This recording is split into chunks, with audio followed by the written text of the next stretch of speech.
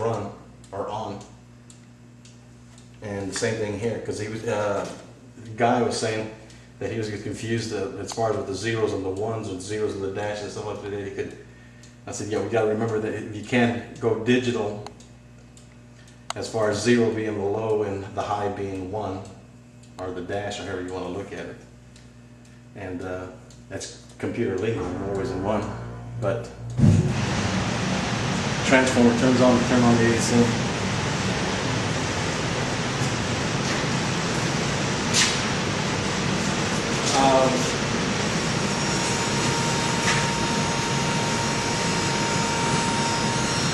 Remember seeing the blade? Remember we talked about the position of the interrupting means, the IM? Remember on the far right hand side, it was closed and down, would be grounded, or which would be open, right? Look at this one, and you're able to see it on the right hand side. Yeah, energized. Upper right, energized. This one, right here on the bottom. So it's right, it's visible. There's your visible, that's where you can check it and say, okay, I know it's disconnected, I see the hands there. So it's this, but I still wouldn't stick my hand in there. I'll make sure I got a sensitive device to make sure, even though I saw that, I'm still going to test it to make sure that there's nothing down there before I stick my hands. Even though I've witnessed it there, I still want to do that, but I want to be dressed in proper PPE as well. And the only way I know that is, once again, I have to do that hard flash analysis. This is that HVLCC. Remember, this is going to be the one that actually has that CF6 in that chamber. There's pressurized gas and everything else on here. Looking like you got almost 2 different ones here. You got the auxiliary. This is auxiliary VTs, and this is the main coming into it with the medium voltage MCC. Okay, so standalone. Here's those live line indicators that are lit. Okay, so that tells me that it's energized. Plus, if you look at this, you can see that it's closed. It's not in the grounded position or the open position at all. The same thing here, remember? If this were over here, it'd be showing it there. Since it'd be grounded, and you go all the way over here, it'd be in the open position. Notice I'm grounded. And you would, see what I told you, they're different. Everything is kind of a little bit on the different side. So the switch, open or close.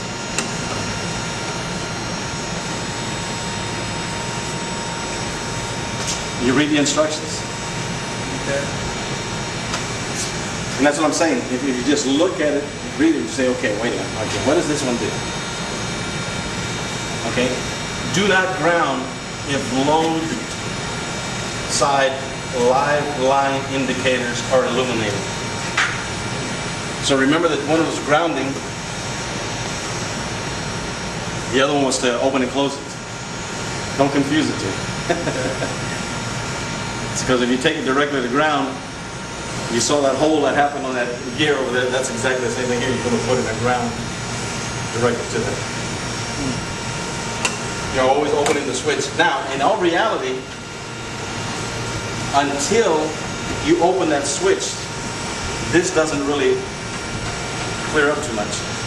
But I've had people actually close the switches with that handle still in there, and it's a mother trying to get it out. And it's dangerous stuff because they're not paying attention. This one doesn't have a grounding; it just has an open and close for the switch itself. But on these, you have to be careful of that. So always keep track of what you're doing. Okay, and don't confuse them. Plus, you also see that it's the ground right there. It shows you the ground. Over here, it shows you open and close.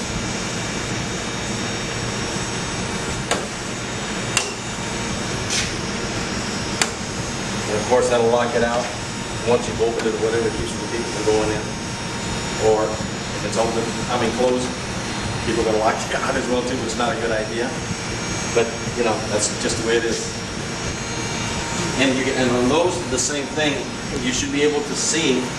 You need a flashlight, and you're able to see that they're actually in the closed position and everything else versus the open position. And that's a good thing to do is to, whenever this thing is open, to come over here and look at it so you can see exactly what the actual position is. So once again, you get a visual like you would here, but on the same token, once again, I don't trust everything. I still make sure, and this is the same thing here. This has got a real tricky deal, a way of, to be able to get in here, this has got to be open, and you see that little, like a T slot there? Well, when you, it's in the open position, to put this in here, you have to go in there and then lift up on it to be able to secure that in there. They have a heck of a time. This is a heck of a design that I didn't really care for. The bottom side on this one is not that difficult because all you do is actually take those bolts right there and try to take it loose, but it still won't allow you because it's got an interconnect in there to be able to get that in there. This is the VT section.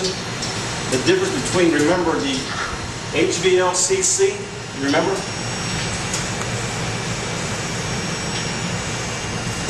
That's the HVLCC. This is the motor control center. So what is the difference? Remember? If that wasn't de-energized, if that wasn't energized, we'll be able to open that up and you'll be able to see the difference. Remember that all you're going to have will be the fuses in here on the HVLCC with your line and no contactor, no controls. Literally, the difference between that and that other HVL, the handle one by itself, is just that bottle in there with those, and that operator in the front. This has the operator, but that other has a switch over there. And this has a bottle. When I say bottle, that container, and that one doesn't. It's just the blades. It's just hardware, very simple hardware. But this actually has the switching inside that compressed gas.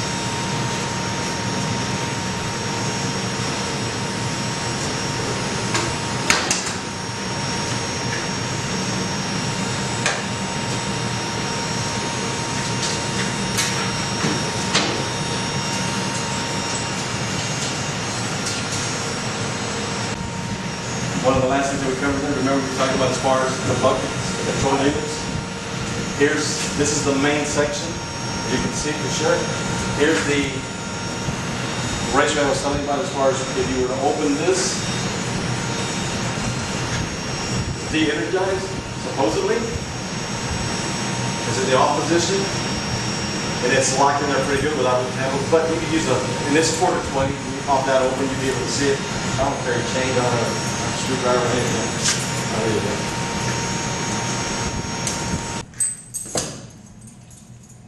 Okay. So, yeah. So, just because it's in the down position doesn't mean that that breaker's off as far as I'm concerned, because I'm going to check right there on that load side and make sure that it's de-energized before I stick my hands in and start working on anything, even as far as this is concerned, because it comes right off of there. There's no controls, this bucket's not in use at this point, there's no T-leads, but that doesn't mean that, because remember, this is connected right to that bus and everything else, and there's no way I'm going to pull this thing right now with that being live up there, okay? Because if something's gone wrong back over there, when I start pulling it out, it could arc. It could go face to face or face to ground. So there's, again, the whole issue here is being properly dressed for it and everything else, and I haven't done an arc flash analysis. So I won't mess with it, okay? But These still swing? Yes, sir. Okay. Yeah, just go ahead and pull it. It's right there. Oh, okay. Yeah, it's not a problem. And actually, it'll come right off of that if you pull it even from there. Oh, really? Yeah. Oh, okay. So you see, just imagine, get that out of the way, and when you have this out of the way, you have that down, it opens it up completely. I mean, it exposes it. You can work on it real easy. They've incorporated some pretty good stuff, easy in there, but in the same simplicity, it can also kind of deliver on the... Can bite you. Right. I was going to, whatever I was going to use is cheesy, but I wouldn't say that on camera. And this is, whenever this is on the on position, you shouldn't be able to open this door. Right. Okay? If that happens, just look at this right here. Okay? And this, and you can actually just tweak it a little bit. Just get a pair of pliers through this, and you can lift it up to where it'll catch underneath there. Right, to where it latches. Because you should not be able to open this, and you can turn this on and do that when you're doing that. But then once again, be careful with that over there, what you're doing. Let your pliers don't slip, go over there. Because once again, like I said, if you're not paying attention to what you're doing, it can get you.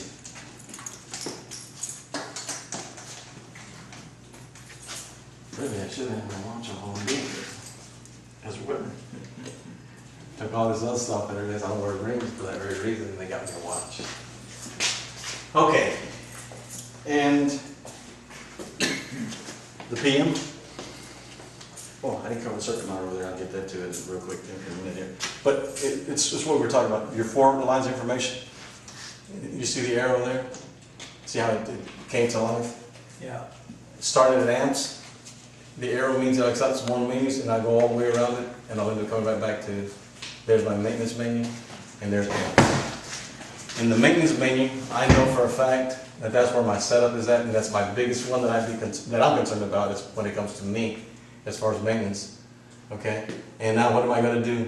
Reset setup or whatever, so I'm going to do my setup, and there's that, as far as the password, to 0, hit enter, and now I'm either at date, time, or whatever, so I'll go into date, and I know that the date was correct, because we set it yesterday.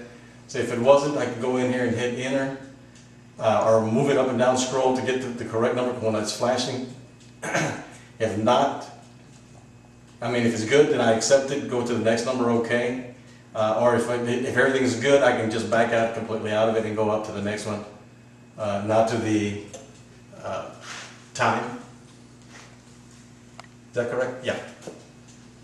1209.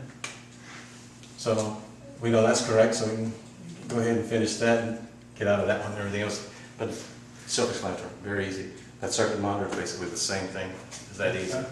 The one thing that we didn't cover there was this, and I'll cover that with you here real quick with this again. Green light means okay, red light means you need to replace it.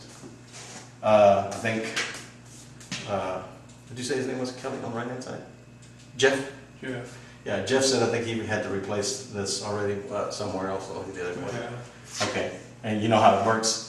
The way you test it, come in here, just check to see that it does go red and it goes back to green. It's good. You want to leave this enabled because if it ever goes into alarm, you're not going to hear it when you come in. So if you leave the alarm on, at least you know.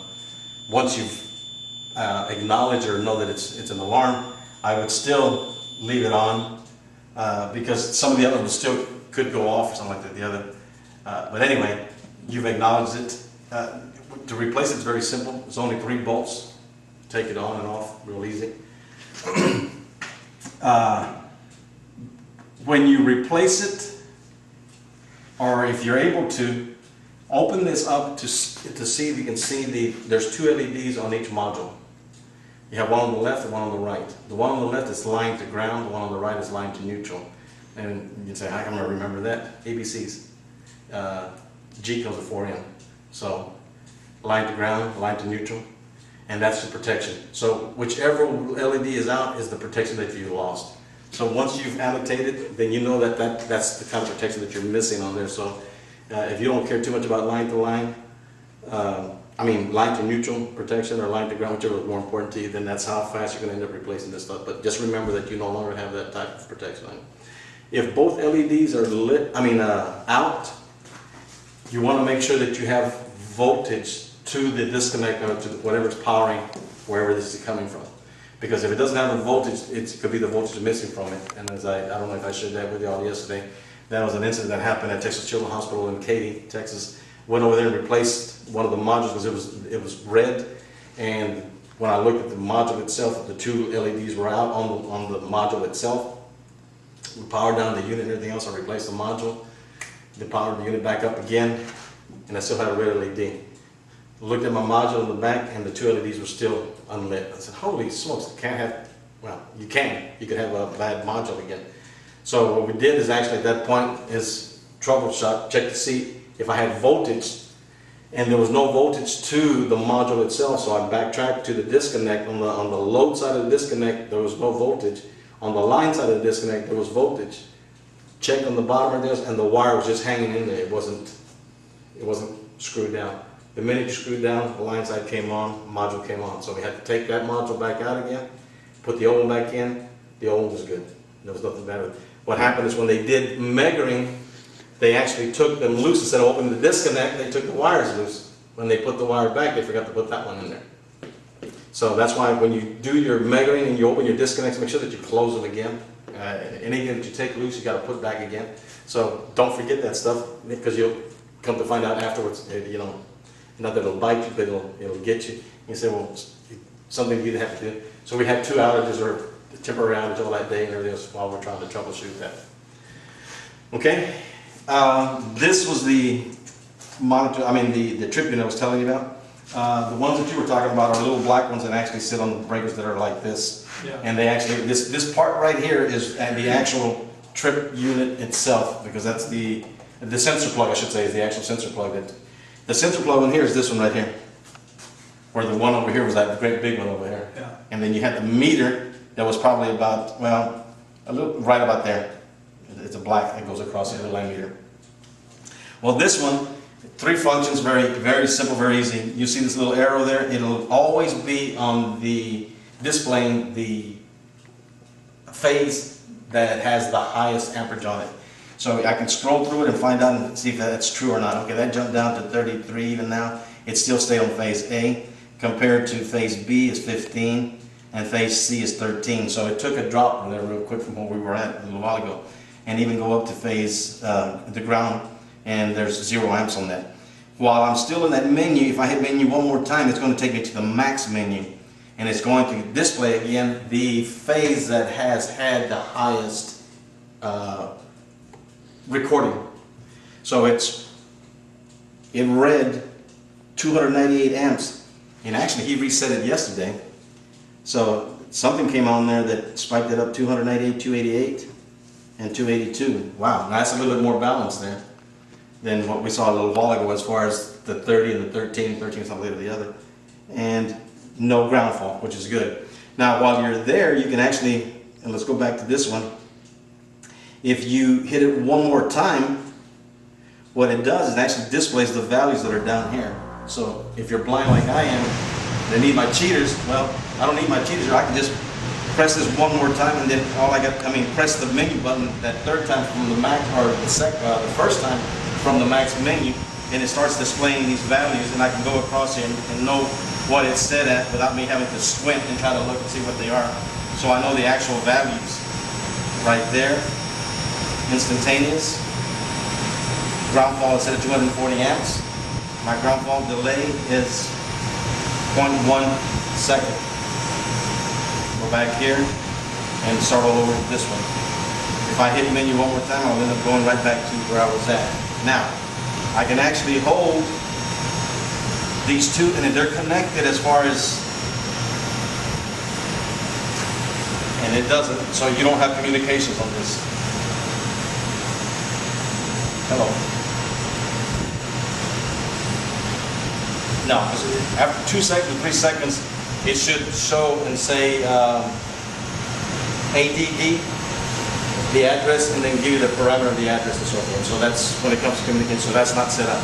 But let's go to the max menu. Now, if I hold this, see, I reset it. Go to the next one, hold it, flashes until it goes to the present reading. Go to the next one. Oh, that's ground. That's been set. That's been reset. That one. Okay, I reset them all. So now you reset it when you're in that max menu just by holding it, and you go through each one of them. So I can get out of that max menu and go back to, but it'll default each time either in the max menu or in the normal menu to the phase that's reading the highest current at the time. Okay? And that's basically it. Now, the important thing here to remember, guys, is what I was telling you about those 2 lights. The 2 lights that you can conceivably, when this thing is tripped, that you come out here, would be these 2 outside lights. That's the overload.